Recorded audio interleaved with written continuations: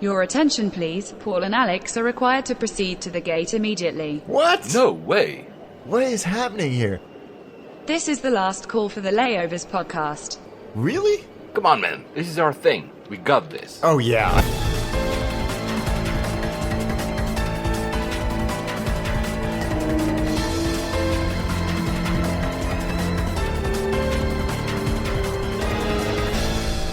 And we made it. Of course, geeks. Hey everyone, Paul here. Know that we had a small technical issue, and with no time to re-record this podcast episode due to our heavy travels, I had to use a backup voice track. So please forgive us for the slightly less good quality of sound, but I'm sure you will still enjoy it. Here we go. Flight 58 to Bangkok. Hi, Alex. Bangkok at this time of year must be hot and sticky. Yeah, well, I was there. It's hot and sticky, a bit rainy, and a lot of traffic, actually. So I was there very recently. So we're continuing our tour of Asia in the latest episodes, and the next one will still be in Asia because I'm basically spending my whole entire summer in Asia. You seem to be bouncing around all over the place. Yeah, I think I've done almost 50,000 miles in the month of July, and that's just being back and forth. I should have just stayed in Asia, actually, not come back to London. Yeah, I was just going to say that. You should need to rent a little apartment and just stay there. 50,000 miles in 1 month. That's crazy. Well, actually, remember, for those of you who listen to us since the beginning of this year, I said that I wanted to travel slightly less. So I'm still traveling less compared to last year, for instance. But obviously, when you have a month like that, I'm suddenly catching up very, very quickly. Yeah. But you are still in California. It's earlier than the last episode we recorded. What time is it now? It is 23 minutes past 7. Wow. In the morning, I hasten to add. Yeah, well, because it's not in the middle of the night for me. And for once, actually, because we had winter in London for the past 3 weeks, 2.5 actually, I was here. Well, you probably don't have that, right? No, it's been beautiful. We had a very warm summer, and I've been soaking up every ray that I can before I come back to winter, as you said. So, yeah, no, it's been great out here. Flash flooding yesterday in the UK. It was raining for the whole day. I felt like I was actually in Asia, Southeast Asia, only that, the rain is cold and not hot like in Southeast Asia. That's why I'm actually leaving next week again to Singapore and Manila just to have, the same rain, but actually the hot one. So let's start our little tour of the world with the US since you are there. I know you just flew JetBlue. I want to hear about that. But before you're talking about JetBlue itself and the experience inside, I want to hear about what happened to your bike. My poor bike. Yeah, so I the reason I flew on JetBlue is I flew out to Boston for the Pan Mass Challenge, which is a bike ride that's been going on for 38 years and has raised $560 million for cancer research for the Dana-Farber Institute. Wow. My youngest brother's done it. He did it last year. His father-in-law, this was his 18th in a row. Wow. And the one that we did is 90 miles on one day. And there's a 2-day one, which is, I think, about 195 miles. And I've been training on a bike in the UK, and I wanted to bring my bike with me. So I got this TSA approved case. Yeah, it looked nice. Give me a picture. It's very clever. The wheels come off and it sits on a little metal bracket. Is it a shell, as in, is it like soft? It's soft, but it's quite clever because when you take the wheels off, you slot the wheels in the side panels and they provide protection for the frame. Oh. And the frame that it sits on inside is metal and pretty impressive. I liked it, and it was incredibly well reviewed. And British Airways brought it out, and it was fine. There was a little bit of just things that needed to be realigned and tweaked and all of that. But then when I got it ready to take to Boston, and I hasten to add, this has nothing to do with JetBlue. I was sitting on the plane. I checked my bags in and all of that, sitting on the plane, looking out the window. Oh, look, there's my bike. They're loading it onto the plane right now. As it went crashing to the ground from the luggage cart as the guy tried to maneuver it. And I was like, oh, that looked really, really hard. And when I got to Boston, one of the pegs where the gear shifter and the brake are attached, it had shifted. It was not bent. It just swiveled on its position. But when I bent it back, it was really hard to do, which showed just how much force must have been on it. So, but that was fine. That didn't really affect me during the ride. But on the way back, this was the bit that's still very funny to me. Now it's funny. At the time, it was everything except funny. I got off the plane and went to San Francisco baggage claim, and I asked the baggage supervisor who was there right by the carousel, will my bike come on the carousel like it did in Boston, or will it come through to a special area for oversized baggage, as it so often does in San Francisco? And he said, I don't know. And that was my first big red flag going, if the baggage supervisor doesn't know where oversized baggage goes, then I'm worried. So he said, tell you what, why don't you wait for all the bags to come off the flight? And if it's not there, I'll make some calls. That was the second red bell. 2.5 hours later. Oh my God. No one knows where my bike is. No one can find it. I know it's on the plane.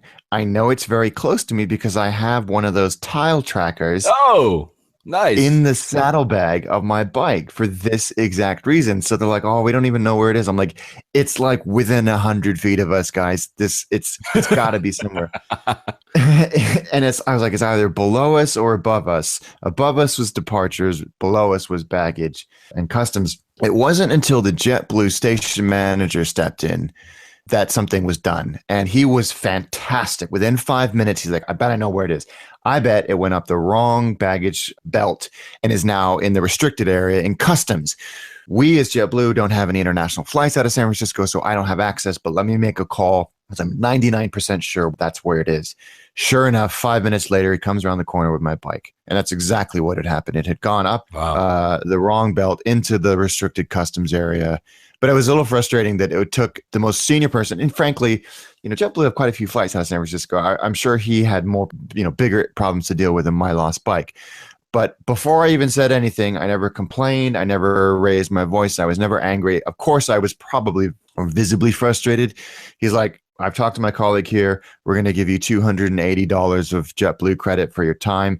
And then he said, I know that doesn't go anywhere near compensating you for your time, but it's just a gesture of our goodwill because we know that you're a frequent traveler with us. And I was impressed because that's not a small amount of money. Yeah. And the way that he framed it and positioned it, I thought was very, very nice. It wasn't JetBlue's fault. It was their ground handling company at San Francisco. They have a third-party ground handler.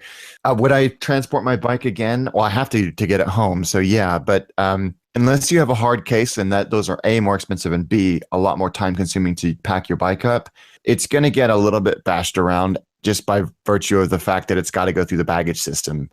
So yeah, I think my bike had more of an adventure than I did on this little sojourn to New England. Before we go to the actual product inside, because I've never flown JetBlue, so I'm very curious. Yeah, well, I understand your feeling. I've never flown a bike. I've flown animals. I've flown cats. It was in Europe.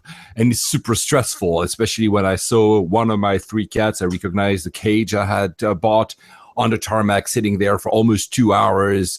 And I was like, the poor cat doesn't have your earplugs and must be listening to all these sounds. And then you're like, oh, will they turn out the heat, in this front part of the cargo hold? And I was going to the pilot like 25 times. Anyway, I understand how stressful it can be.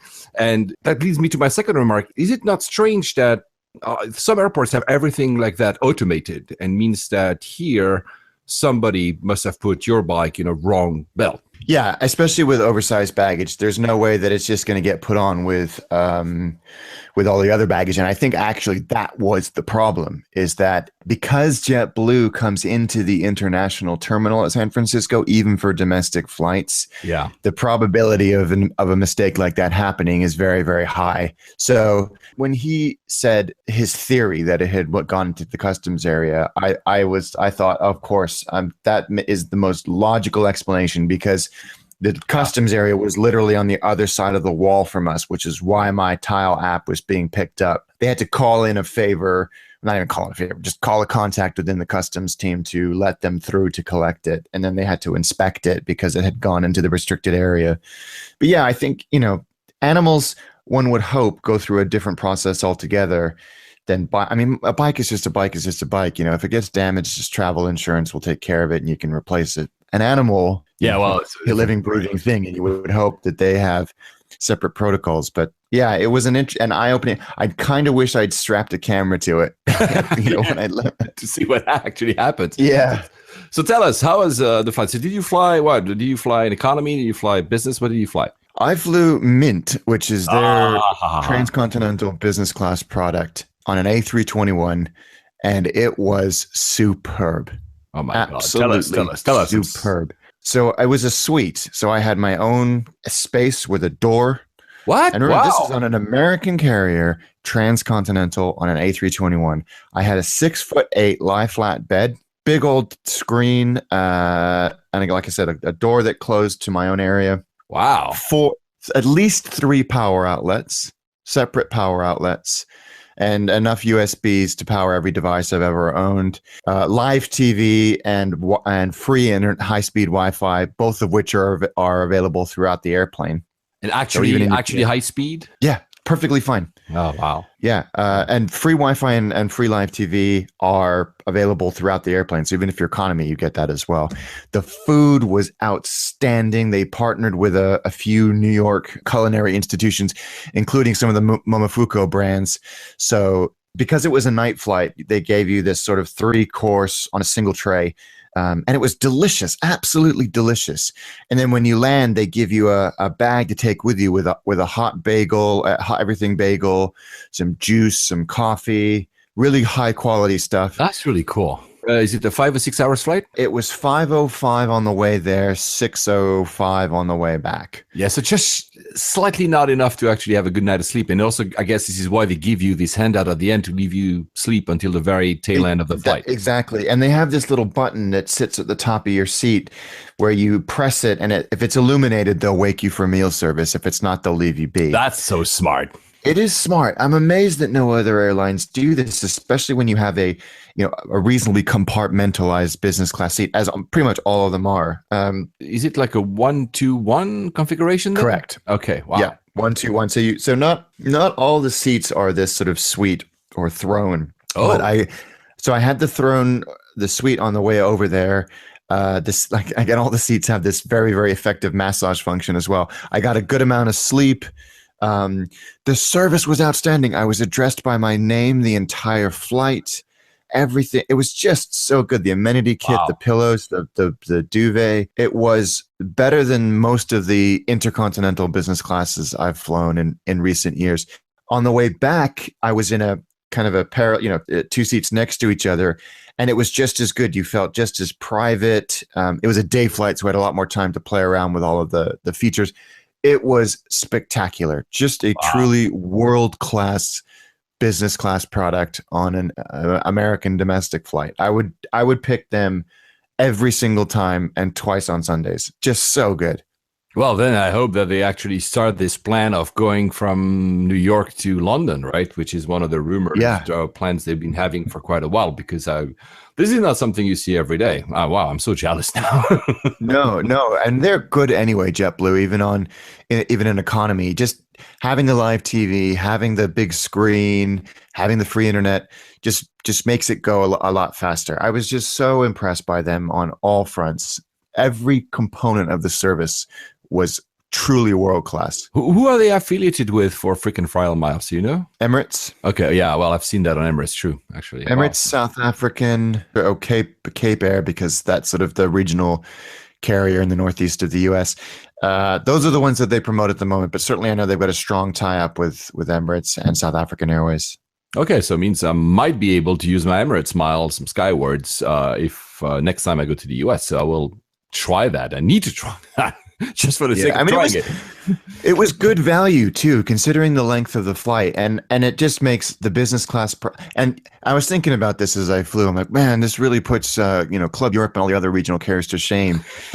but only available on A321s, and even then on the transcon, so minimum of 5 hours. Well, it makes sense, actually, right?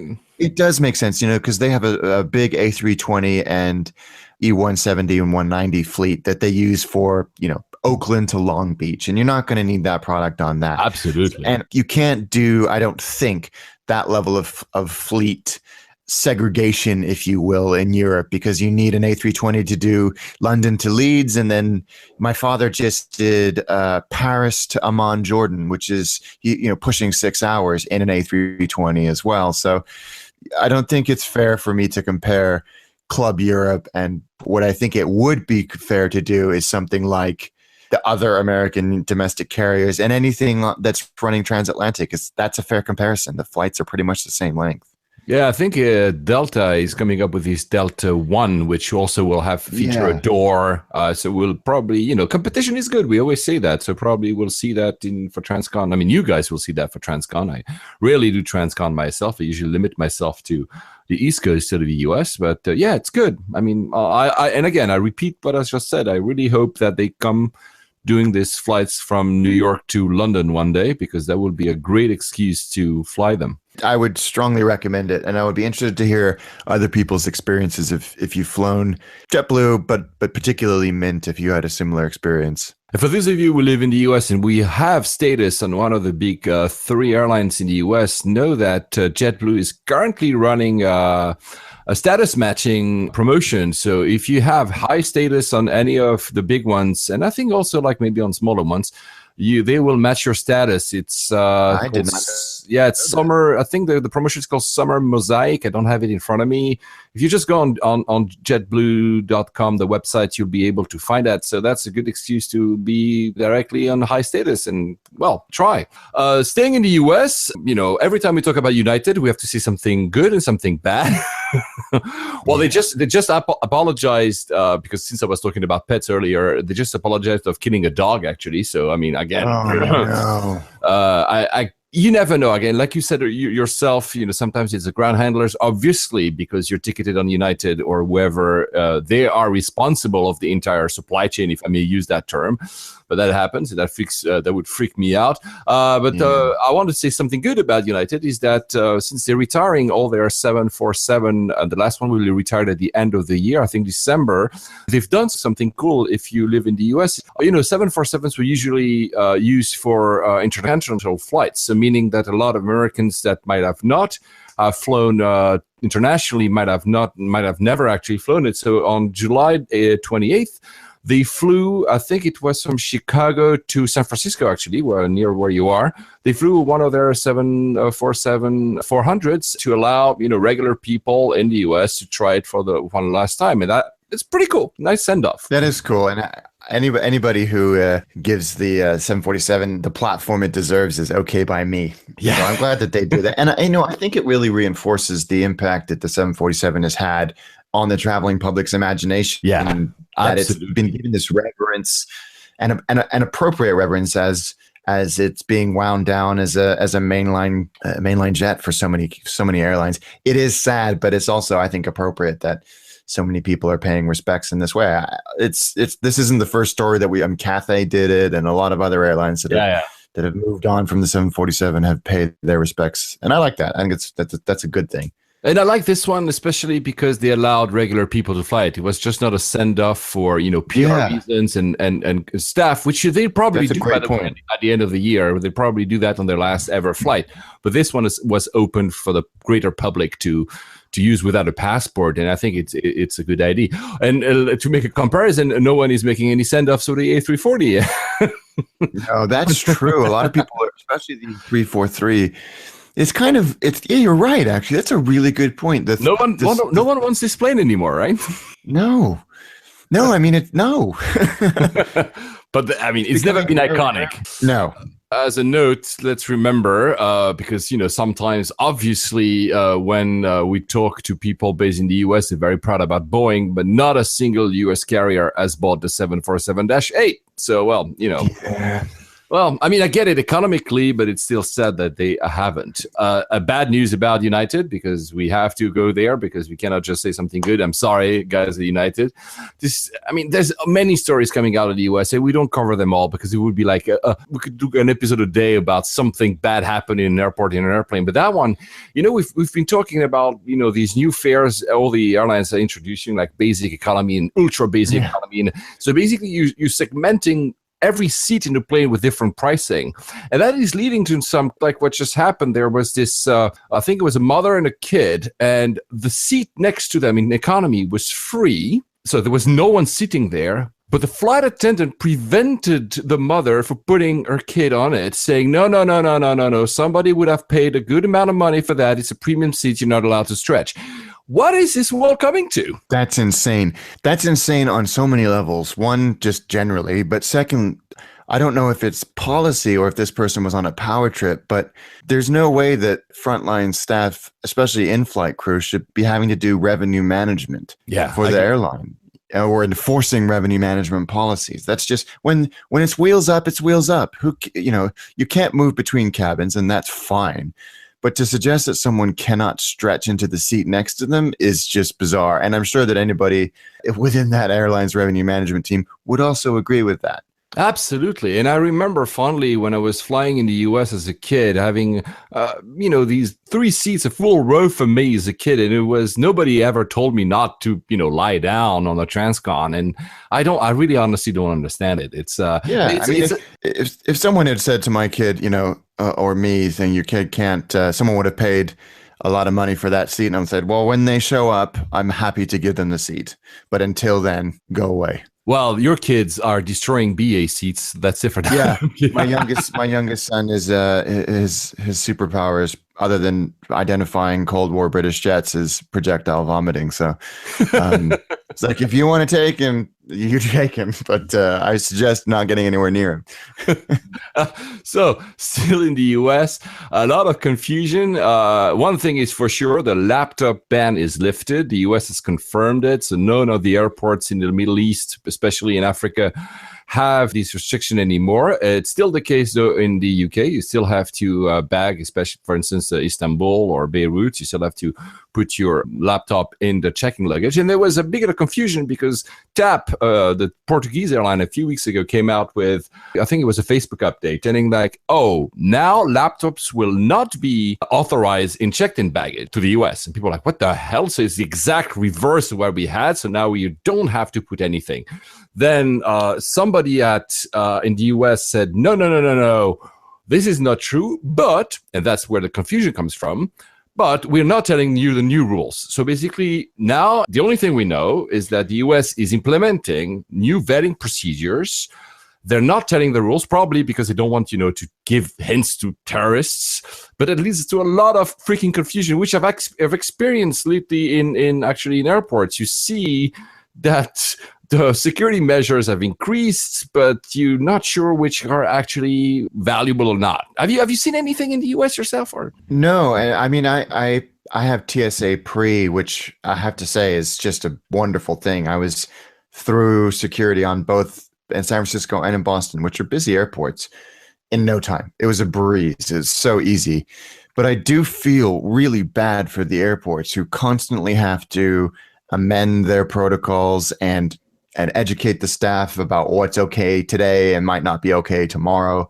I haven't seen it directly, but the airports have my sympathy because it must be impossible to keep up with these rates of change, especially at airports like JFK and Atlanta and O'Hare, these huge airports where you've got thousands of security staff that need to be briefed on the situation, which seems to change every day. The protocols were not disclosed to the public, as I just said. But what we know is that it's a mix of new measures of sniffing dogs, explosive trace detection, swapping, of course, of luggage for chemical traces, physical inspection of electronics. This means that it will access electronics. And this is why TAP probably wrote that. They said, okay, if they want to see all the electronics, they have to be readily available. Where in the checked luggage, that would mean that whoever, for every airport in the world that flies to the US, they would open the checking luggage. So this is very much unclear. It's clearly, again, against terrorism, Al-Qaeda and ISIS and etc. But I mean, it's not easy. And like you said, for airports and airlines, because airlines have to say something to their passengers. And I wouldn't be very happy if I see that my luggage has been tampered with I almost never check in. But first of all, I would never put a laptop in. But even, I would not feel completely comfortable. Well, I mean, so often, I would say 90% of the time I travel from the US, I will be unpacking my checked bags at home, and there'll be a little note from the TSA or whoever's their rep is saying, we've searched this, and then signed by the person that searched it, which in terms of accountability, I actually quite appreciate, because I certainly haven't had that out of any other airport except San Francisco. So they are more often than not hand inspected or tampered with. But you're right. At the same time, it's a strange situation. And again, we've mentioned this in episodes in the past, that if they're doing it because they're acting on credible intelligence, then they're doing what they need to do. But at this point, it's how it's been implemented and how that implementation has been so fluid. It's hard to know what they're doing. Yeah. The only thing we know is that it's increasing in the fall. That's a deadline.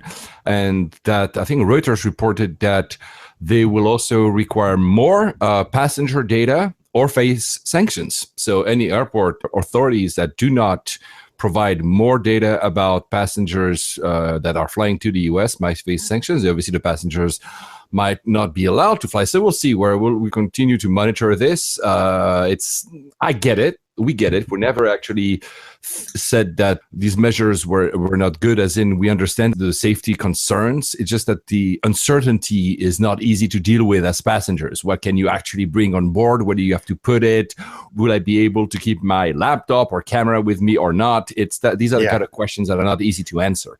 People who rock up to the airport and are denied something that they thought they could do because someone hadn't updated the website to reflect the latest and greatest policy change. I think you're going to have quite a few situations where people are disappointed or frustrated or thought, oh, brilliant, I've got 12 hours to work on the plane. And then they get to the gate or to check in and say, give me your laptop. Yeah, added to the confusion, there was another article that it was from the ACLU that said that the TSA testing new requirements, asking passengers to remove books and papers, like even more stuff. Yeah. So then that got out. The TSA denied it and said, no, we're not. But the next day, the secretary of the Department of Homeland Security said, well, we might actually ask passengers to put papers in a different bin. So again, it's uncertain. And again, this is the confusion. We don't know whether or not we will have to do it. Obviously, when you're lining up, you will know. It clearly also raises some privacy concerns. Do you want actually everyone to read what the papers? I don't know. It could be. Is anybody using paper anymore? I don't know. But this is interesting that they were trying even that. I don't know what you can hide in paper or books. It's again. I'd love to know what information they're acting on. It's just crazy at the moment. But again, on the implementation side, I did not experience anything different in Heathrow or in Boston or San Francisco or at LAX when I flew down there, although that was an inbound flight, or Oakland where I flew out of to get down to LAX. So I haven't felt any manifest changes in how, or maybe I'm just so numb to it that I just didn't even notice in the first place. That's possible. But good for the TSA, they are criticized a lot for, the extreme pat downs they're making. And they've just launched a competition, and tech competition. I think the prize money is $1.5 million, asking people like you. We're not that much of geeks. We're used to code, but that's a long time ago, to come up with better algorithms for the scanning machines, to say we want to reduce the rate of false positives. So we want to making sure that when we are actually patting down someone, is that the machine truly detected something odd and not having a lot of false positives. So good for the TSA to actually do that. I like that idea. Yeah, at least they're being proactive, because it's a necessary evil, the whole thing. And if there's any way you can make it slightly less dehumanizing, then I'm all for that. Yeah. And I think the first prize is $500,000. So guys, if you think you have coding skills, just go on the website. By the way, I've promised that I will get the show notes back in August. We're still in August. I still haven't done it because I've been flying all over the place, but I will, because I've had feedback of people saying, oh, this is so cool. I want to know more. And then they don't find anything on the website. So I promise you guys, by the end of the month, all the show notes for all the past episodes, including this one and probably the next one, will be on. Since you just mentioned that you flew Southwest, so did you get that 737 or not? No, unfortunately I didn't. Although my plane was, again, in the last few experiences I've had with Southwest, nearly brand new. It's certainly less than a year old. I love those guys. Anything shorter than 2 hours and I'm all over Southwest. They just are fantastic. Everything is straightforward. The in-flight service is almost universally warm and genuinely friendly. They have a free streaming service of live TV, and then you can pay like $5 for internet or something like that. But I love those guys. I think they're great. We were on time. It's easy. The boarding process takes a little bit of getting used to, but I think once you've mastered it, It's fine. I haven't flown Southwest in forever, so but did you not say that it's everything that EasyJet should be? Yes, absolutely. But I don't know if that's an American customer service cultural thing or if that's a corporate culture thing. Perhaps it's a mixture of both. But I just think they have a consistent application of their brand promise that I've rarely experienced in any industry, let alone airlines. And I'm sure that people have had bad experiences with Southwest. It's impossible not to when you're dealing with that many airplanes and that many flights. But I really like those guys. And for Oakland to LA, I wouldn't choose anybody else. Not in a million years. And you went to LA to record an episode of Attaché. It's not out yet, but the teaser is very cool. If you just go on the Attaché, just do what's the name of the website again? Because that redirects to YouTube. So Attaché Travel on YouTube and or attachétravel.net. And if you find us on Facebook, I think I put the teaser up there. But yeah, we the highlight of that trip, by absolutely no question, was we chartered a helicopter and flew under the departing traffic at LAX at 100 feet along the beach, and then flew over midfield at 1,000 feet with 777s landing underneath us. My God, that's amazing. So that was cool. So I think, Greg, I didn't know this, but when I booked it, I told him, and because I wanted to make sure he would be okay with going in a helicopter with the doors off so that we could film. Yep. And it turns out that Greg is a total helicopter fanboy. Oh wow! Just freaking loves them. So I think the episode will be very helicopter footage heavy. Even the teaser was a Terminator 2 pastiche. So I think it'll be fun. But yeah, Robinson R44 out of Van Nuys Airport with the guys from Light Flight. I want to give them a shout out because they were really cool. And I think we were different to the usual customers they get in that we were aviation and film dorks. So we flew right alongside the Hollywood sign and all over. It was fantastic. If you're in LA, look those guys up. It's surprisingly reasonable. I will definitely do it. I'm a fan of going over cities with helicopters. I've done it in Tokyo. Of course, obviously, Narita anyway would be way too far, but you're not supposed to go over Haneda. Nobody would actually not respect those rules. So sadly, I've not done it. The only time I actually had this experience was when I was doing flying lessons in Cyprus. It's a smaller airport. Larnaca will do it one day. Have we done it? I've lost track actually of the airports we've done on this show. We've done 58 airports, so we're going to have to retread some old ground sooner or later. And and I was also single engine, and I was seeing all the places because we couldn't land back. We had to wait for traffic to clear, so we were circling, and I was seeing all that. And I have lots of footage as well from back then. Anyway, back on track. The other thing, something that will make our friend Kendall very happy.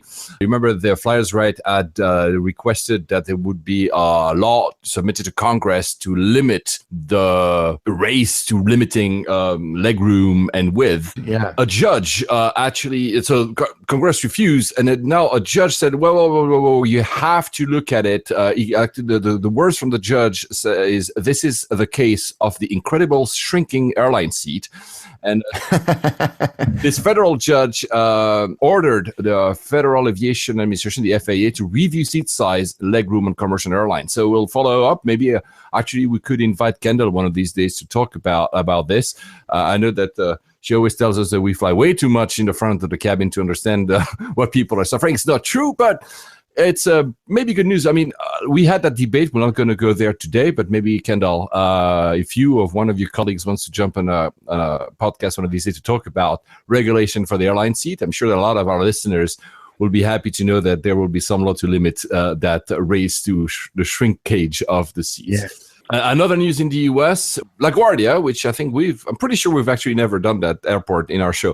The LaGuardia, which is a dump. A lot of people hate that airport, has greenlighted the investment by Delta to build a $4 billion terminal. So I think 37 gates. So it's going somewhere. Maybe it will finally look like a modern airport and not a third world refugee camp. So, and they're starting actually this summer, the work. So it's not something that's planned for 2085 like our runway here in Heathrow. It's actually something happening. So good for them. And last one, since we're still in the US, for two more news. One, we've talked a little bit about Boom, that supersonic new plan.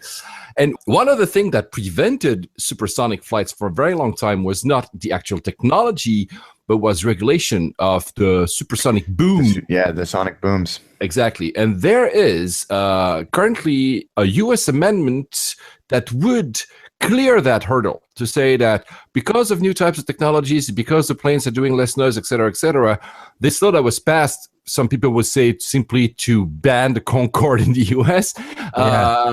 This law might be actually repealed, which could actually help, whether it's Boom or anywhere else, but could actually help this the supersonic flights coming back to the US. So it's good news. It doesn't mean that Boom will fly tomorrow from London to New York in 2 hours, but at least it's a step ahead. That would be fantastic, because we've said, I think, in the early days of this podcast that we wouldn't see supersonic flight available for the masses in our lifetime, and I think that they are very quickly going to prove us wrong. And this is fantastic, because you're right. It's so much of it. I think we've cleared a lot of the technological hurdles, and it's just working on the legislative hurdles. But this is great. I did not know that news. This is wonderful. And guys, I'll put the link in the show notes once the show notes are back. But they also, Boom, revealed how the seats will look like. Of course, they're mock-ups. Of course, it doesn't mean that the end product will be like that. But they look pretty cool. Maybe not as cool as Mint, actually, but they look pretty cool. So I'll put the link one of these days, I promise. So now, the big one everybody talked about. Where are these guys going? He's on a taxiway. That big story in San Francisco Airport next to where you are, Alex. They're near miss. Yeah. This is insane. It is insane. It made front pages all over the world because it was, as we discovered, 5 feet away from what would have been one of the biggest aviation disasters in history. 5 feet? That's less than 2 meters, guys, for those who don't know Imperial units. 5 feet. What happened was an Air Canada flight. This was about 12:30 at night. And an Air Canada flight from Toronto was coming into land at San Francisco and inadvertently lined up, not with the runway, but with a taxiway where there were 4 wide-body airplanes waiting to take off. And I'll explain why we think that happened in a second, because it's not 100% confirmed, but it's 99% sure that there's a reason for this. But the incoming pilots queried with air traffic control saying, "We see lights on the runway. Are we definitely cleared to land?" The air traffic controller, and I'm paraphrasing the events here, but essentially the air traffic controller said, "There's no one on 25 right. You're cleared to land on 25 right." What they had lined up with was the taxiway to the right of 25 right. 28 right. Pardon me, 28 right. Sorry, that's too late, right? I'm thinking of the airport that's about 150 meters from my in-laws' house on 28 right. And then the pilots of the other airplanes, who were obviously looking directly at this airplane because they were taxiing to 28 right, started on the frequency saying, "What is this guy doing? He's lined up with the taxiway." And taxiway Charlie, taxiway C, Charlie. Yeah, taxiway Charlie, which is on the east side of the airport. And at that point, the controller issues an order to go around, and the pilots had already initiated. But by that time, when you factor in the height of the tail of a Dreamliner, there was 5 feet of vertical separation between the landing airplane and one of the static departing airplanes. That's crazy. And there was a little bit of horizontal separation, but again, we're talking in feet here. So, and there was probably 800 to 1,000 people in those 4 airplanes, plus the people on the inbound airplane. And the theory is this: 28 left was closed. Yes, indeed. And so not lit up. So you just had all departures and arrivals were happening on 28 right, just 28 at that point. And the pilots of the Air Canada flight had a combined flying experience of 30,000 hours, which is not a small amount, even for commercial pilots. That's a staggering amount, actually. And my theory is, and I think it's not completely unreasonable, is that they shot this San Francisco approach hundreds and hundreds and hundreds of times before. It was programmed to see two sets of parallel lights, right? Yeah. Two bright sets of lights. In this instance, there were 2 sets of parallel lights, except only one was a runway, the other was a taxiway. Let's still note for those who are not as much airplane geeks that know the lights on a taxiway are not the same that on the runway. They're even different colors. They're different colors. Intensity as well. Don't have approach lights. And I think if you're not familiar with San Francisco Airport, it's very important to point out that there's 28 left and 28 right. And they're alarmingly, if you've never shot the approach before, close to each other. They're obviously very, more than a safe distance apart. Of course. But they are completely parallel. And so it's not out of the kind of realms of imagination to see how they confused an active runway and an active taxiway. They were flying visual approaches, so they were not using instruments, and that wasn't there was no guidance. There was no guidance, even though obviously both runways are ILS rated. Because it was a clear night, they were using visual approach. Right. Yeah. So this is the subject of a continuing NTSB investigation, and that's where this 5-foot number came out. The initial investigation concluded that there was only 5 feet of vertical separation when you include the tailplane. So I think thanks to the pilots on the ground chiming in, thanks to the air traffic controller otherwise we would be in mourning at the moment because a lot of people would have lost their lives. So the first plane. So there were 4. The first plane was a United 7 Dreamliner -9. I think by the time Air Canada was above them, it had already turned in the little pathway that leads where to wait to actually be lined for takeoff. It still means that the tail in the tail of a Dreamliner is about 55, 56 feet tall. It still means that it could have hit. But the second plane that was behind it, which was apparently the closest one that Air Canada was to, was a Philippine Airlines Airbus 340, which is mentioned 300. And that is where it could, and also the tail of a 340 is 55, 56 feet as well. And this is where it was super, super close. Apparently, again, the investigation, it will take at least a year before we have all the parameters. But apparently, by the time you hear the go-around order of tower, the Air Canada pilot must have seen it because he's already pushing the thrust. Already going around, yeah. Seeing that there's 2 other planes in front of him. There are 2 United. The first one, I think, is again a Dreamliner, and the one behind is a 737-900. So, and yes, exactly, he could. If he had gone down, so he would, even if he didn't hit this Philippine Airlines or the first United aircraft, you would have crashed right into the 2 other ones with, of course, still a speed of landing, and that would have been at least, we're talking what in a Dreamliners is like 280 passengers maybe, and then a 737 maybe 180 or 190, and then that would have taken the toll to 600 people. This is just insane. Honestly, it is crazy. Insane. It sounds like. From my amateur perspective, it just sounds like a combination of otherwise innocuous circumstances combining to create a near disaster. Interestingly, we didn't hear about that right after it happened. It took a little bit of time for people to hear about that news, to the point that the flight recorder is not available for Air Canada. It had been already raised. Flight recorders have to, you keep going, the voice keep... they have a buffer of a few hours. Exactly. So the recorder had taped itself already by the time the investigators asked for it. So there's no data there. But it's... Well, I mean, we're obviously very thankful nothing happened. The other insight here, and it was that there was a single ATC in the tower. So one single person handling all traffic. Was that also did play a role? We don't know. We'll learn. One person. I mean, when you hear, actually, by the way, I love the demeanor of. We don't know which pilot said that. Like, where's this guy going? He's just like with so much demeanor of like normalcy, not like panic or anything. Lights on the runway there. Across the runway, can you confirm the cleared left? Air Canada 759 confirmed clear to land runway 28 right. There is no one on 28 right, flight you. Okay, Canada 759. Where's this guy going? He's on the taxiway. Air Canada go around. In the go around, Air Canada 759. Canada 759, looks like you were lined up for Charlie there. United 1, Air Canada flew directly over us. Yeah, I saw that guy. There's no panic in anyone's voice.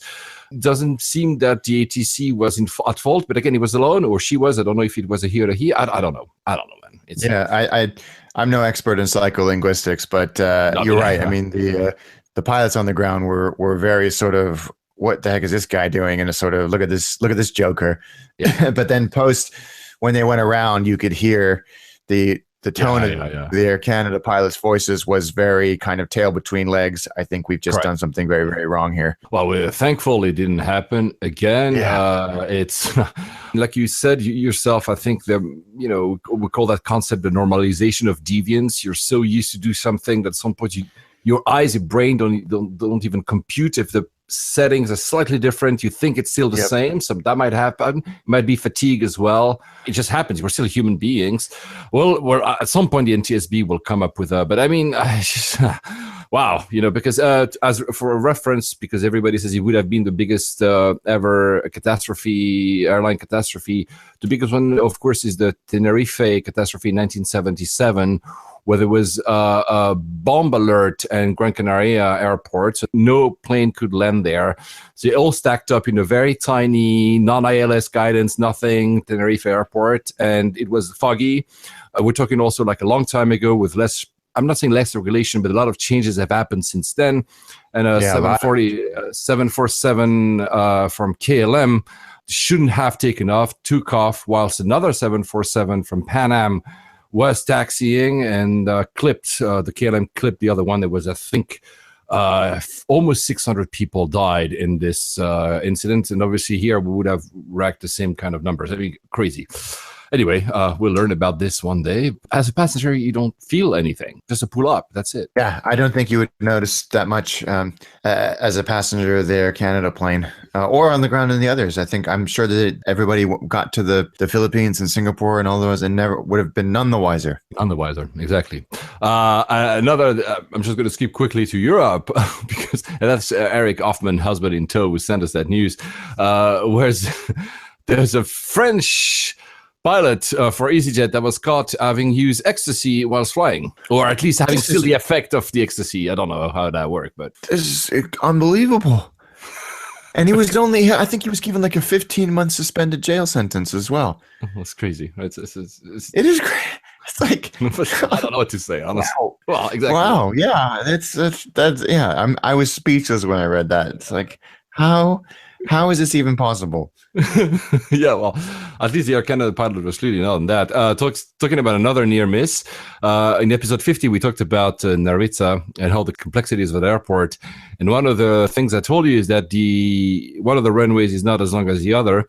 There has been an incident very recently, actually, when I think it's a 747 freighter did not do the proper takeoff as he should have, took off way too late on the runway, and actually it hit the fence at the end of the runway. Nothing bad happened, the plane didn't crash or anything, but still, it hit that fence, which obviously belongs to one of the farmers, which is against Narita. So I'm sure that would lead to a lot of conundrums coming up. I mean, yeah, to see that these near misses happen. I think there was even like an Emirates flight going to Seychelles lately that misunderstood the order from tower and which height he should have been, and it was like on a collision course with a Seychelles or something. I mean, these things rarely happen. They do, but thank God no plane has crashed lately for that. So, yeah.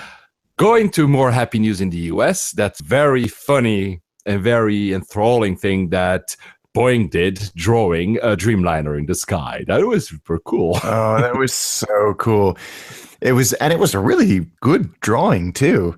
Yeah, it was like very it was very accurate, and it was like the size of the United States. It was not a small thing, and they it wasn't just a jolly. It wasn't just hey, let's go do something fun. They were testing these new Rolls-Royce engines integration for the 787-10. So it wasn't like they were like, burning fuel for the sake of burning fuel. They had to do this. I think it was 17 and a half hour super long. Yeah. Flight just to they had to do it anyway. So they thought, oh, let's have some fun with it. And it worked because it was such a huge thing, like within the aviation and AV geek community to watch this thing in real time. I hope no one watched it in real time. I That would have been almost did because I caught it when it was half done, and I was like, "Wow, what is this?" And I then left the screen open to see the. I mean, I think I didn't see the entire thing because night was coming up or something. But I mean, they've done it already. I think in 2012 they had written in the sky 787. 787. Why their logo, but it was not as well done. This one is the plane is superbly symmetrical, and you can recognize the Dreamliner there, right? I was gonna say it's very obvious what type of airplane it is. It's very clever. It is a little tidbit that is interesting. Is if you look at it, the tail is actually pointed towards South Carolina, where the 787 is being assembled and built, and the nose is pointing towards Washington, where the HQ. So it's really that's. I had no idea that was the case. That's cool. I'm just wondering how much time we would have to go to just a flight path planning and then submitting that. Well, we want to draw a plane in the sky. Yeah. I wonder what altitude they were, because I noticed they didn't have to deviate. Obviously there was no weather issues, but to be out of the way of when you look at the density of traffic in the US, I'm sure it was fine, but I didn't even look at what altitude they did it.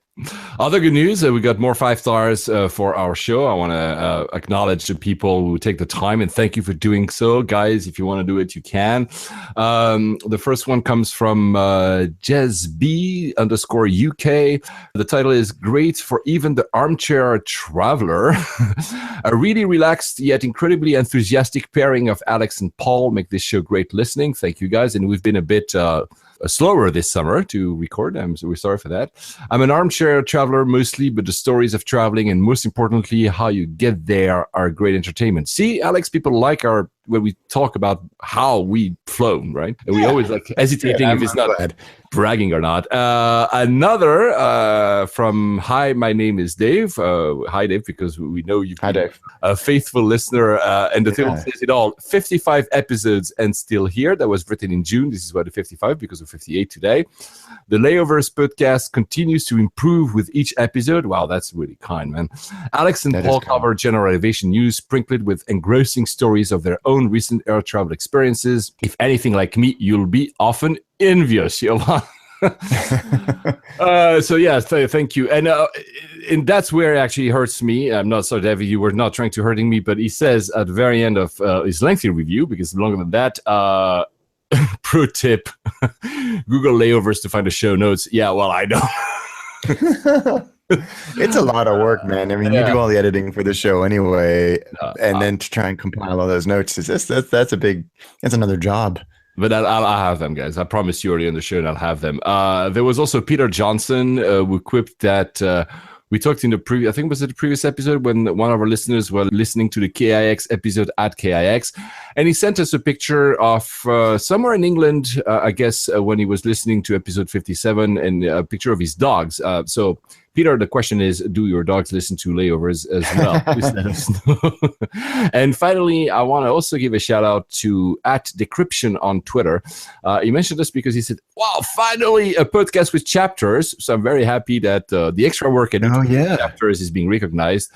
And I need to thank Peter Evans @Evans PW, if I'm not mistaken, because he's the one who told Decryption to listen to us. So guys, thank you so much. Another shout out I need to do, I forgot in the last episode, sorry Bernard, I was again a guest for AnalyseAsia.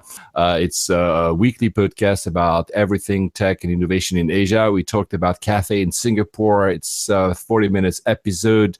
I'll put the link in the show notes, but I highly encourage you to subscribe to AnalyseAsia, an S, not the way the Americans write it, with a Z, AnalyseAsia. It's on everywhere. So thank you, Bernard, for inviting me. And now we decided that I'm going to go there every 6 months to talk about what we talk every week or so here with Alex. So let's go back to another near miss. I don't know if you heard about this one, Alex, because I know that you've been very busy having a lot of barbecues whilst in California. Another near miss. It's not. Remember, guys, I was telling you that when I left Incheon, Seoul, the planes are avoiding North Korea, but not all planes are avoiding North Korea. There's this Air France flight, AF293, that You know, the big story is, if you're listening to any news channel right now, is this standoff almost between the US and Kim Jong-un in North Korea. North Korea is running a lot of missile tests. They're promising like nuclear warheads. I mean, we're not going to go there, but obviously it's very tense. Well, they've just recently done a missile test, and according to data, and there's a video I'll put one day in the show notes, that this missile on the way down literally was a few minutes off that Air France flight. Wow. That's terrifying. I know, you didn't, what happened to the Malaysian flight over the Ukraine or Crimea, I suppose it was. You would never want to have a repeat of that. And that was alarmingly close. Yeah. Alarmingly close. Yeah. Well, maybe you can forget about this if you are in the Air France flight and you're using this new VR IFE. Actually, Air France just introduced, if you're flying from Charles de Gaulle to Saint-Martin, you will have, it's a test, it's a trial, obviously, you will have a VR IFE to like be completely engrossed in your environment. And we know that Qantas, I think, had to try that. I'm still not convinced about being completely, I like being in the flight and not like it's, but maybe, I don't know. But would you do it? Yeah. We've talked about, I think Qantas did this. Yeah, exactly. Maybe 18 months ago. And I think that we were both enthusiastic about the idea, but then thought it sounds like a great way to be motion sick.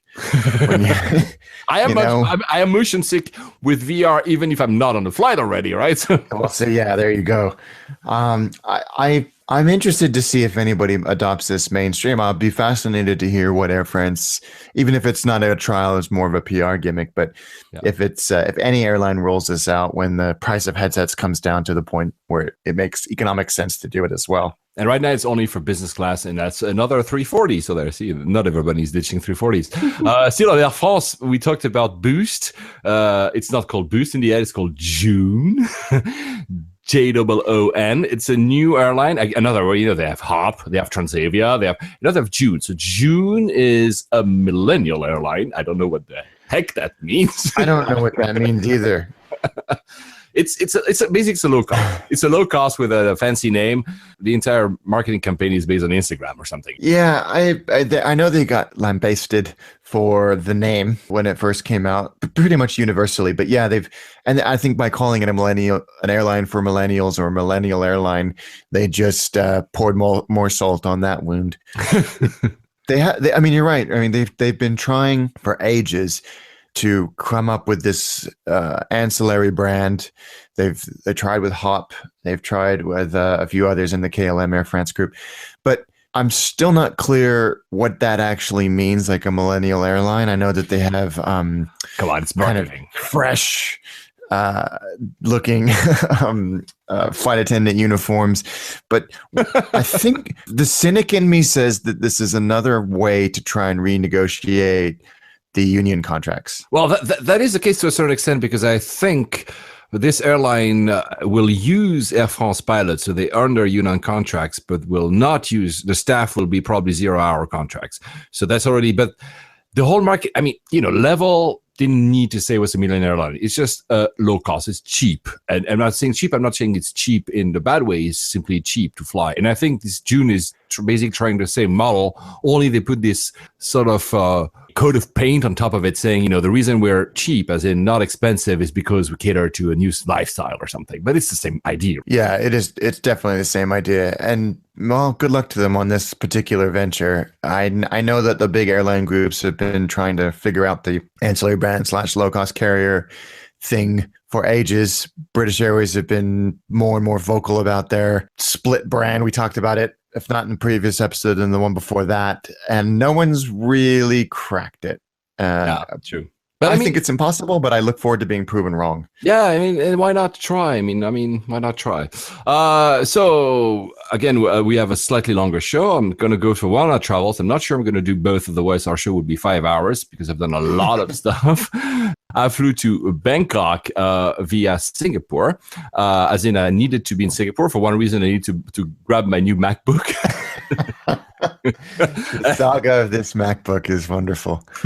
Yeah, I had two options. I could actually either get it in Hong Kong, which actually Hong Kong have one of the most cheapest price for Apple products, the US being always the cheapest. Singapore is also quite cheap. There's a few other places. And since I was going both, so on my way to Manila, I was stopping in Hong Kong, and on my way to Bangkok, I was stopping in Singapore.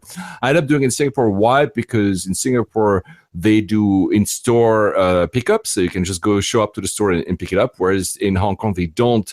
So my plan was, and I actually got offers from friends of theirs, thanks to Hack Horizon and Noob, now people at Hong Kong Airport. I have friends said, don't worry, order it, send it to me, and I'll deliver it to you at your gate. So thank you, guys. I'm not going to say who it is because I'm not sure it's authorized, so thank you very much, guys. I went, what did I do? I used Singapore Airlines. I mentioned that a few episodes ago, Travel Up, the guys who actually found me this great fare. The one interesting bit, because I think we already talked a lot about Singapore, it's that I had the first bit, London, so Heathrow to Singapore was on a 380.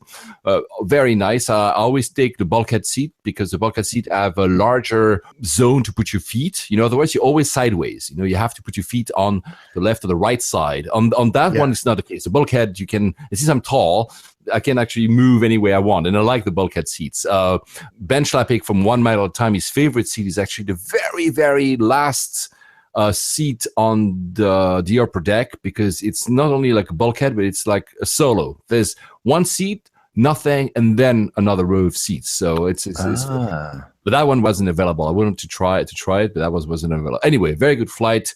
We've already talked about it. The thing that is interesting is then I've done, the day after I was in Singapore, I've done Singapore to Bangkok with a 777-200. And it was a very old product. So 222. And I kind of send me the picture of this. Yeah, again, it's not a very long haul flight. You just mentioned that for Mint, it doesn't need to be like a live flight for these kind of seats, but it was fun to see.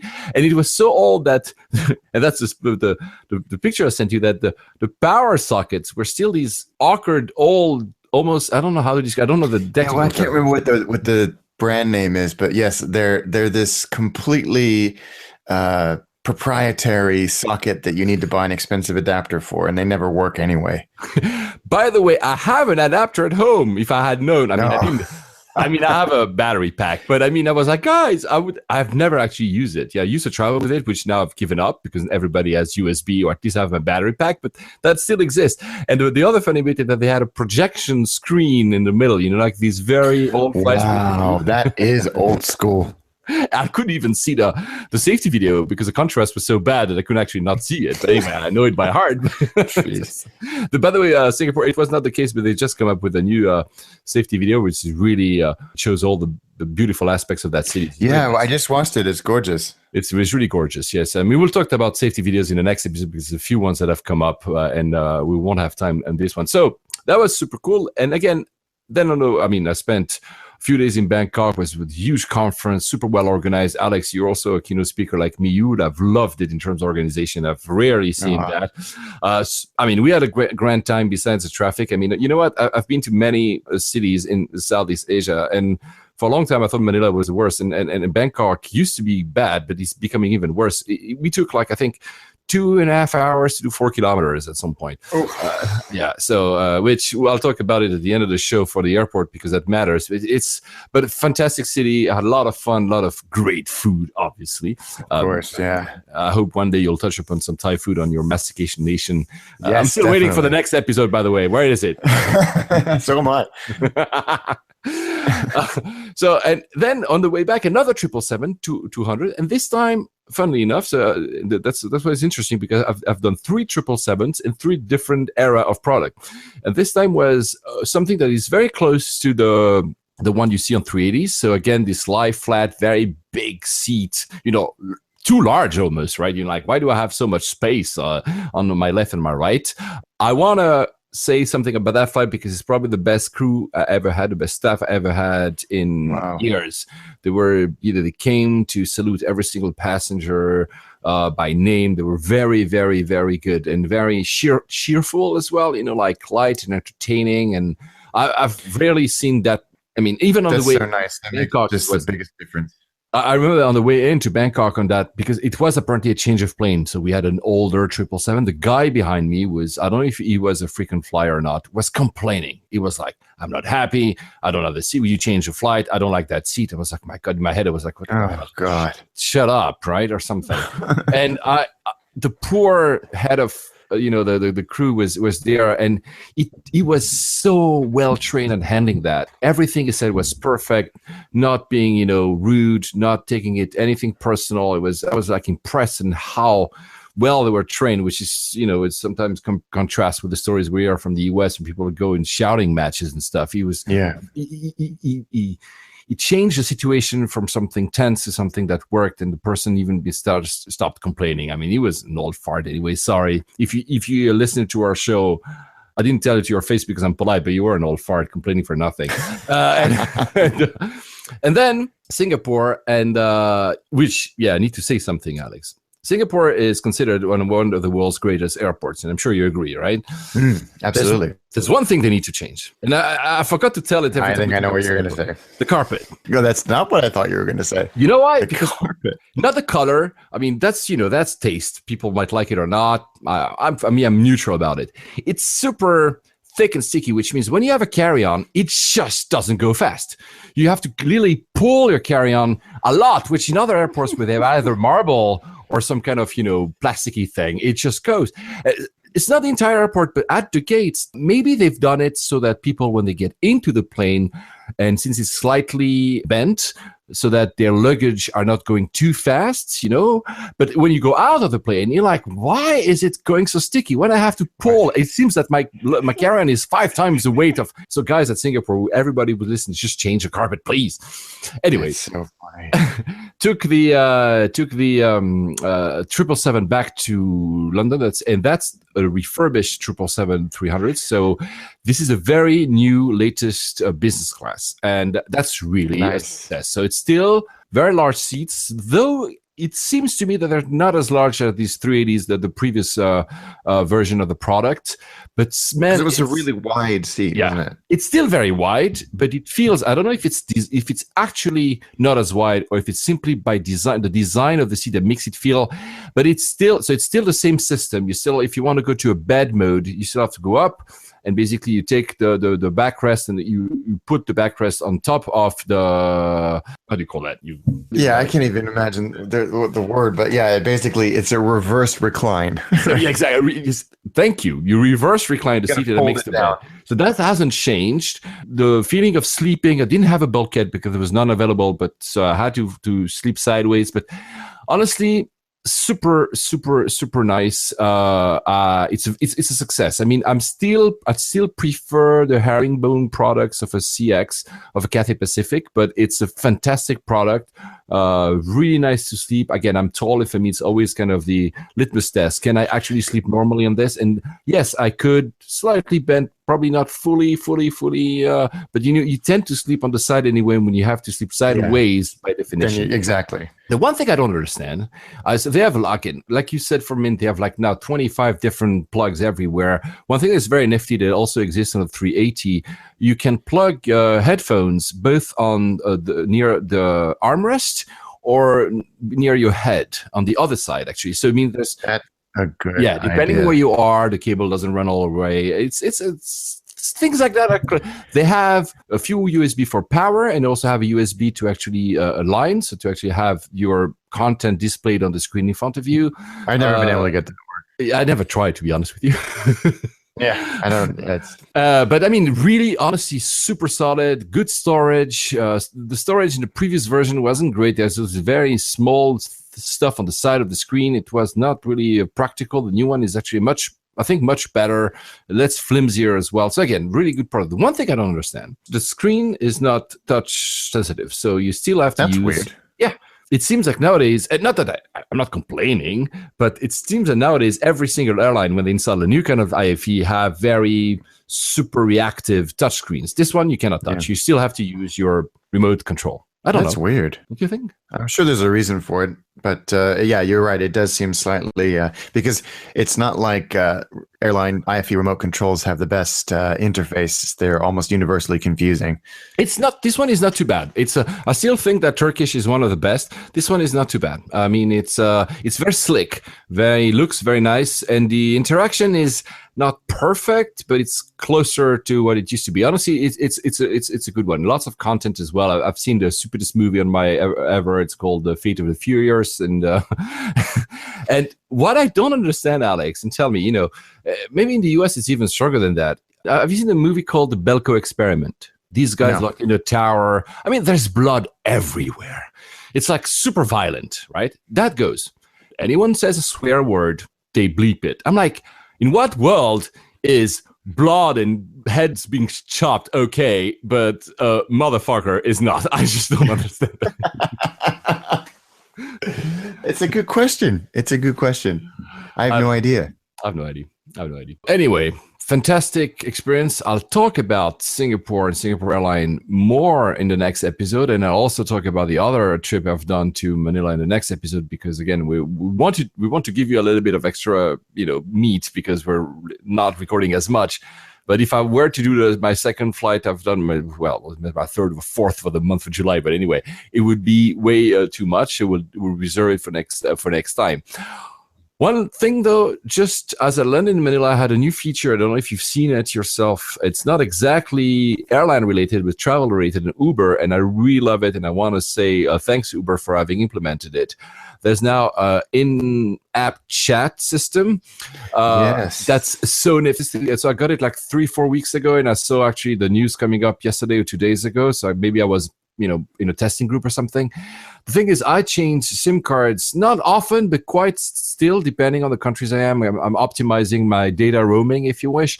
And I don't want to every single time rechange my phone number in the Uber app. And which means that actually if I don't have my UK SIM card in there, and that's the number that is registered on Uber, if people were trying to call me or to text me, I would simply miss it, or I would have to have my second phone with me, which I sometimes do, but that's not very convenient. The in-app chat is fantastic for that, because for once, and I had the experience right in front of me. The driver sent me a message. I was like, "What is this notification? I've never seen it," and it was actually in-app chat, and it's really cool. So, guys, I mean, I said on Twitter, I think it was when I was in Manila, Uber has truly changed my life, and I know there's a lot of criticism about Uber and all these apps, but it has really changed my life as a traveler. I don't know about you, man, but yeah, absolutely. Setting aside the corporate issues in terms of platform and product, it's a game changer for me. No matter where you go, you can almost always depend on it.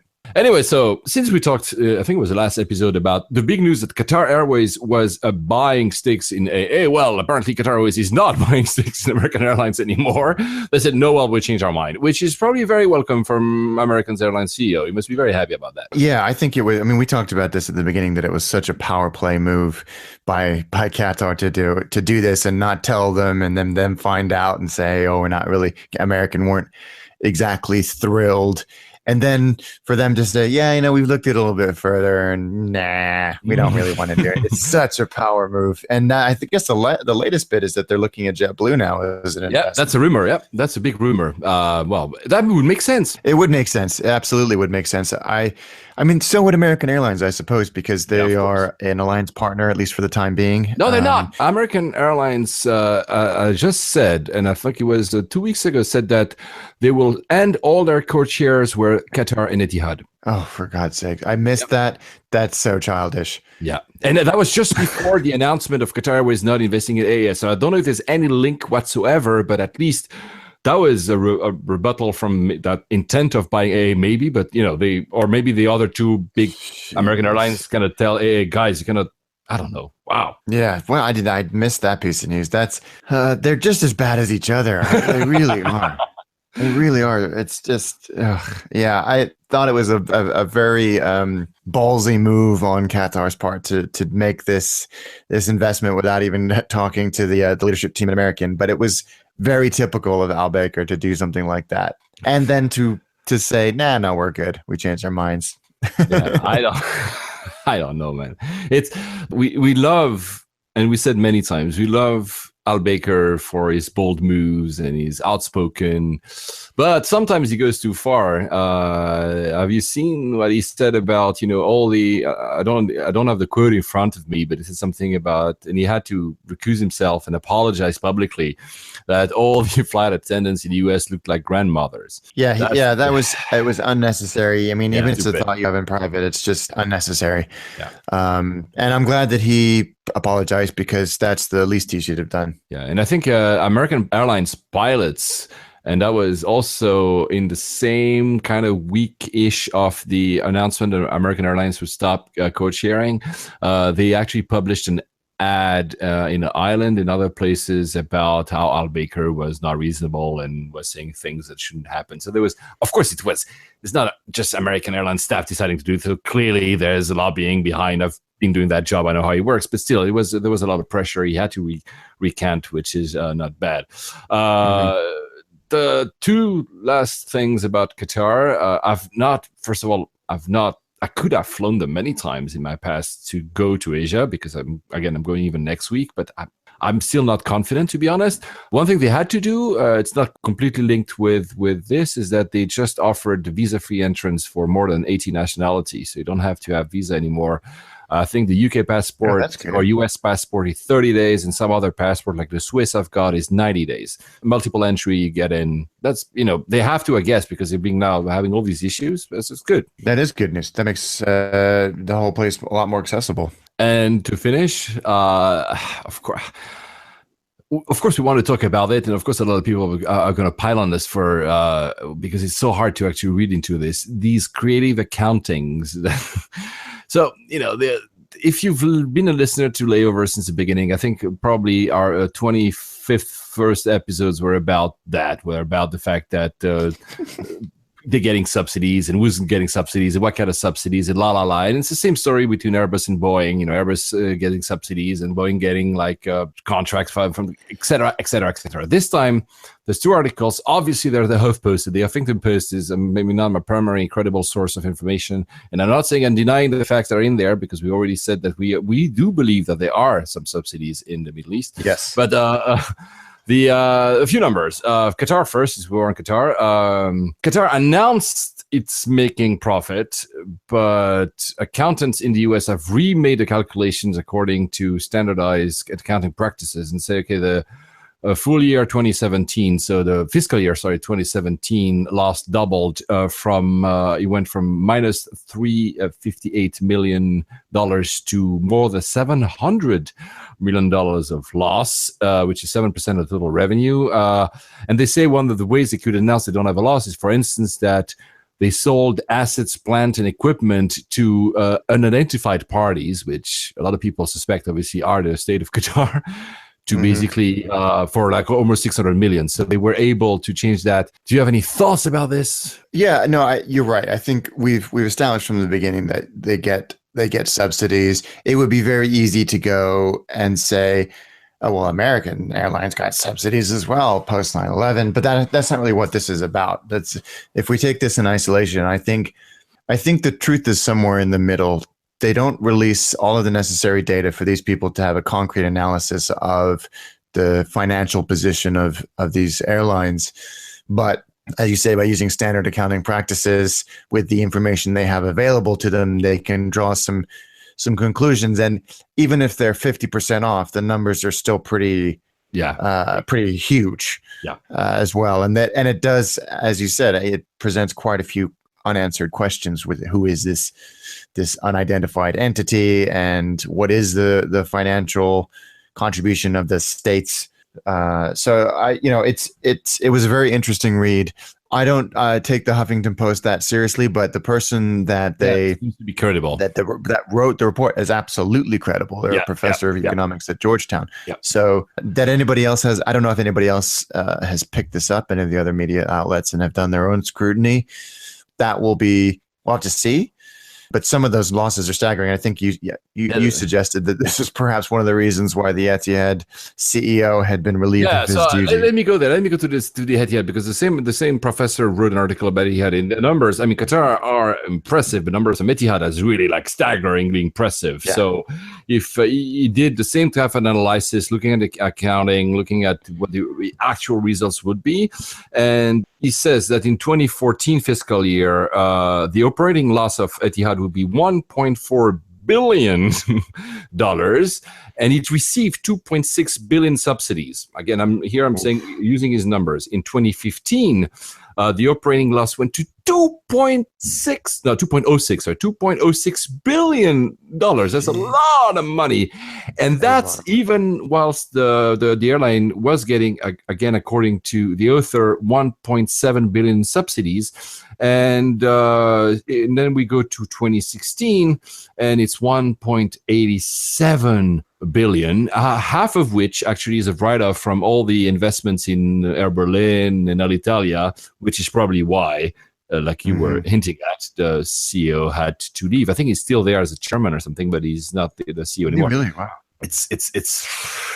I mean, we always had this stance that for us, out of the three big Middle Eastern carriers, Emirates is probably of course, it's been there for a longest time. It's actually profitable. Actually, they probably maybe are as well some state aid, like you hinted at as well, like the different kind of state aid, that somewhere else in the US are being subsidized to the rate of $800 per passenger. So they are some, but the most solid one. And Etihad and Qatar being newer are not as solid, but these numbers are pretty staggering. They really are. I'm looking forward to further analysis on these numbers, and I don't know if we'll ever get the full picture because they don't release all of the information. But I think it's just furthered this conversation, and it's a fascinating conversation as well about where's the line? Is there a line for government intervention in state-owned airlines? So I'm sure that I hope that other organizations and media outlets take a look at these numbers and draw their own conclusions, and other people look at the financial strength of these airlines and airlines in general. And I think this is certainly not the last we've heard about this. No, clearly not. And for reference, guys, remember that U.S. airlines were announcing loss after loss after loss into similar amounts as well, talking the billions of dollars in the mid-2000s, for instance, some even before 9/11, so that not everything is pinned down to that catastrophic event. So it's complicated. As we know, taking an airline is not when you get the richest, right? It's a complicated business, right? Talking about complicated business, Bangkok Airport was a bit of a complicated business. Have you ever flown or been to Bangkok? Long time ago. Not in the last 20 years. Oh, so you were at the old airport. That's interesting because I don't know how to pronounce it, guys. I've had issues. I mean, I always said to people in Thailand, try to pronounce my last name, and actually they succeeded. I had a hard time pronouncing theirs. So I'm going to try to pronounce the name of this airport. And maybe, Alex, you know better than me. Is Suvarnabhumi Airport. Maybe I'm completely saying wrong. If we have any Thai listeners or Thai speakers, please correct us. I really don't know how to say the name. So let's call it Bangkok International Airport. I'm really sorry. So it's like slightly more than 10 years. So it's not that old of an airport. There was another airport, there's still another airport, Don Mueang International Airport. It's also an international airport that was replaced. It was at capacity, basically, right? And they said, okay, we need a bigger airport because Thailand is not only a tourist destination, but it's becoming a very heavy business destination. And I've seen that when I was there. That was really impressive.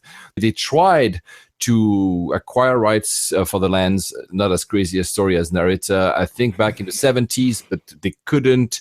There was a lot of instability, but they ended up being able to acquire all of this just before the Asian financial crisis, so before the end of the 90s, which of course then delayed again the investment for that airport. So to make the story short, opened around 2006 and then expanded to the point that 10 years in, it's already above capacity, not only for the number of people in the terminals, but also the number of landing and departing. I think it was planned to be 600 a day or something. It's already at 800, 55 million people, which I think it was planned for 45. You can feel it a bit. It's not cramped, but it's busy. Obviously, I was in the summer, as in where a lot of people probably from Europe or the US would take holidays in Thailand. So I don't know how that airport would be like in November, although for them it's Southeast Asia, so it's always nice, which is why I'm going back next week to Southeast Asia to have a bit of sun. But it feels busy. It feels busy. Is it a bad airport? No, not at all. It's not because it's busy. It is very new.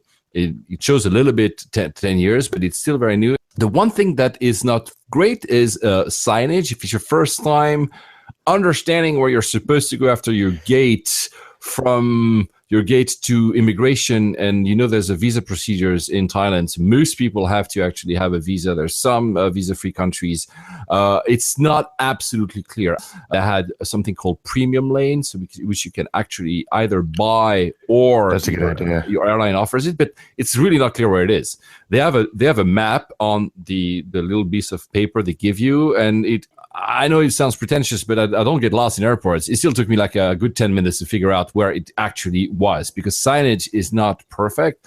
But otherwise, honestly, it's a solid airport. I mean, it's an airport you go, again, most people will know it because they go to holiday destinations probably, but it's a very, very solid airport. But again, it's a capacity, so they're thinking of expanding it and they're thinking of adding like a new terminal, which will go to like, I think, 65 to 75 million passengers. It shows it grows really, really fast. And because there's this capacity issue, they did reopen the one you probably saw, which is Don Muang.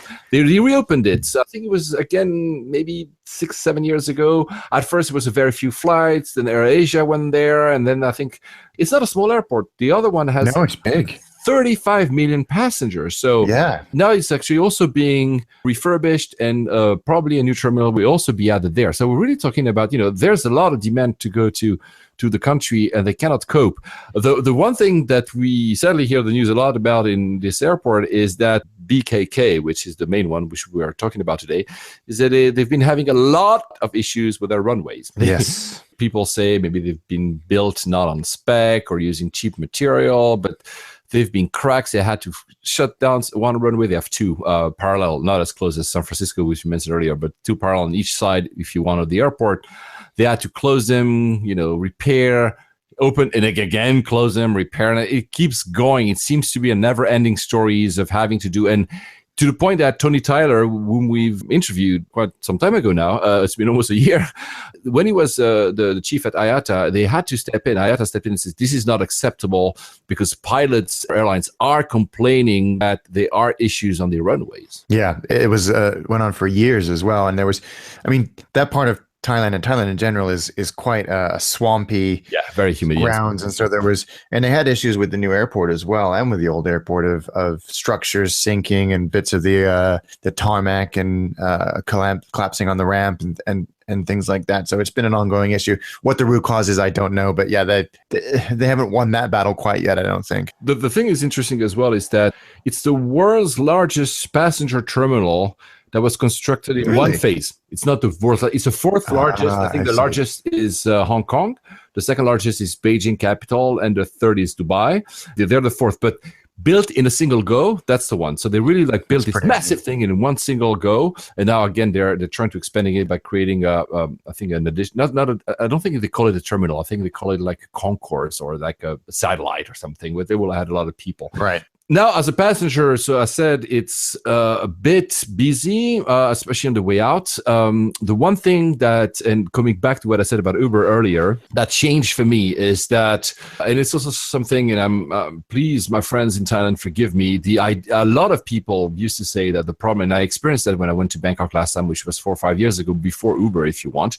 The taxi thing was a bit shady sometimes. You had a lot of these unofficial taxis and people heckling you, do you want a taxi, which I don't have a problem with, but it didn't give you a reassuring feeling. I don't care personally. I've been to unofficial taxis and never did die or something, so I'm fine. But it's true that you expect, especially for a very highly tourist destination like this, something more organized.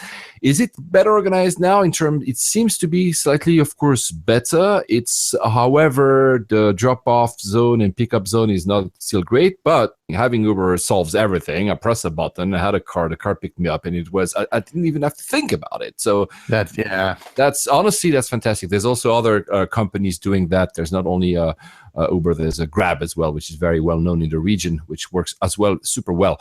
And traffic, there's an expressway. So they build an expressway to the city because the airport is not that close to the city. If you're lucky, the expressway gets you there in about 35 minutes. If you're unlucky, it could take 4 hours. So it's really, traffic in Bangkok can be something really crazy, which goes to the question of, is it good for layovers? I'm not sure it's great to stay there because there's a few nice lounges. I've been to one or two and they're nice. I would tell you go to the city, but then if you're stuck for 4 hours to go to the city, then you have an issue. So, and a friend of mine actually experienced that. It was the end of July, and the 28th of July is the anniversary of the king. They had shut down the entire expressway. It took him from Bangkok airport to our hotel, which was slightly west of the city. It took him 5 hours and 40 minutes. How is that even possible? Yeah. Because there was no expressway, so I had to go and everybody was going through the back streets and whatever. It was, honestly, I got lucky. I got in the city. I mean, I had a meeting with a super cool startup that does corporate travel management called 30 Seconds to Fly. I'll talk about it one day. We might even invite one of their founders. So it was not exactly in the city, but it was super quick. But yeah, 5 hours. My God. That's crazy. Other than that, when you get back, when you want to check in everything, it's also busy. I don't want to say cramped because it's not cramped yet, but it's a bit busy. Again, it was high seas for tourism, but it's a good airport. I don't want anyone to the little things I've said here to not understand it's a good airport. It is a good airport, but it's not to the standards yet of Singapore, Hong Kong, or Incheon. But I'm sure because all the money they're investing in augmented, that it will get there because it becomes like all these Asian hubs. It becomes really big hubs. So it's an impressive airport. So Alex, you should record an episode of Attaché there. I'd love to. And then spend the rest of the time in a car trying to get out of the airport. Okay.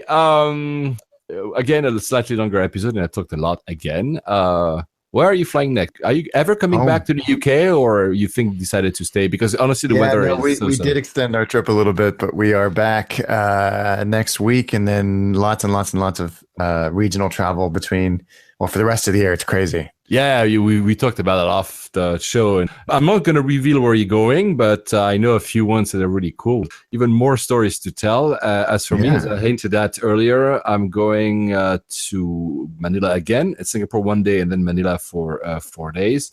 But this time, and that will be also in the next episode, hopefully, I'm flying Swiss from London to Zurich, then Singapore Airlines to Singapore, then the next day again Singapore Airlines to Manila, and then on the way back I'm flying Cathay to Hong Kong, and then Swiss, the 777-300ER with the solo throne seat. I'm really looking forward to that one. So back to Zurich, and then a 320, I guess, probably back to London Heathrow. So a slightly different take than last time. I'll compare the two in the next episode, and obviously for once I can reveal which one will be the airport for the next show will be Manila, because we'll have been twice.